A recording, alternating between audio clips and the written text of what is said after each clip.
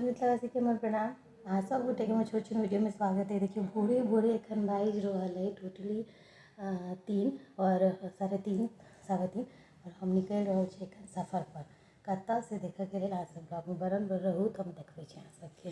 देखिए हम नहा सुना कऽ तैयार भऽ गेल छी और वीडियो के बैकग्राउंड से बुझिए गेल हेबै जे जी हाँ हम राजनगर में छी और एतय से निकलब। तो चलू देखै छी कतऽ जाइ छी। अचानक में ही निकल के छला तऽ काल्हि रात में ही आबि गेल रही हम सब राजनगर। 3:30 बाजैत रहे तखन पूरा अन्हार रहे तखन हम सब एतऽ से घर से विदा भेलहुँ। अंश सुतले छलै तऽ अंश के परीक्षा चलै छनि, 2टा एखन मेन पेपर बाकी छनि, ताहि दुआरे अंश जे छै से एखन दादी मामा लग रहता राजनगर में, हुनके देवे ला हम सब राजनगर आयल रही। ओकर बाद देखियो पूरा अंधेरा छलै, माँ पापा गेट पर ठाढ़ रहथिन तऽ बाय बाय करैत हम सब निकलि गेलहुँ हैं। और जे छै से किएक तऽ हम सब अचानक में रहिए तऽ कोनो ट्रांसपोर्ट वाला के कहने नहीं रहिए, तो हम सब जे छै एतऽ से निकलि गेल छलहुँ पैदले पैदले। ओना राजनगर घर से स्टेशन बेसी दूर नहीं छै, स्टेशन पर पहुँचत देरी 2 गो कपल जे छै से रस्सी के बोरा उठाबै छलखिन, हुनका कहलखिन उठा देबै लए तऽ उठा देलखिन भोरे भोरे।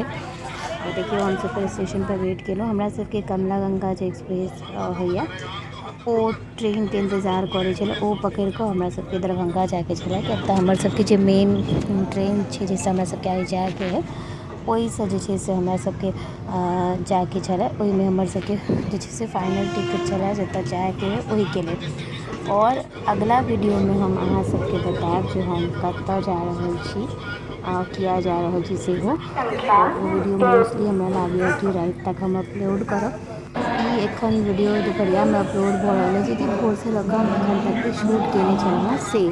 तो देखियो अखन जे छै से हम सब आब दरभंगा स्टेशन पर पहुँच गेल छलहुँ हैं। गाड़ी मतलब टाइमसँ जे छै से 1 घंटा 1.5 घंटा पहले 5 बाजैत रहे, तो पुछला के बाद गाड़ी तऽ लागल रहे लेकिन गाड़ी खुलल नहीं रहे, तो ताहि दुआरे हम सब जे छै से पहले चलि गेलहुँ बाहर। सोचलहुँ कि कनी चाय ताय 2 गोटा रही तऽ अपन घूमैत फिरैत चलि गेल छलहुँ बाहर जाकर। फिर चाय पीलहुँ कि तऽ घर से चाय पी कऽ नहीं रहल रही तो भोरे मोन नहीं होइत रहे, ताहि दुआरे तो चाय पीलहुँ। ओकर बाद हम सब कनी देर बाहरे में इंतजार केलहुँ बैस कऽ।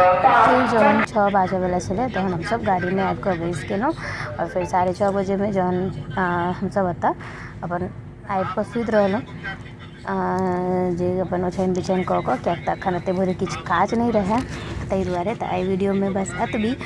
और पोस्ट देने रही जे सफर के लेल निकलि रहल छी, तऽ बहुत गोटे पूछलखिन कतऽ जाइ छी, तऽ ओहि लेल अहाँ सबके अगला वीडियो तक इंतजार करऽ पड़त। तब तक के लेल बाय।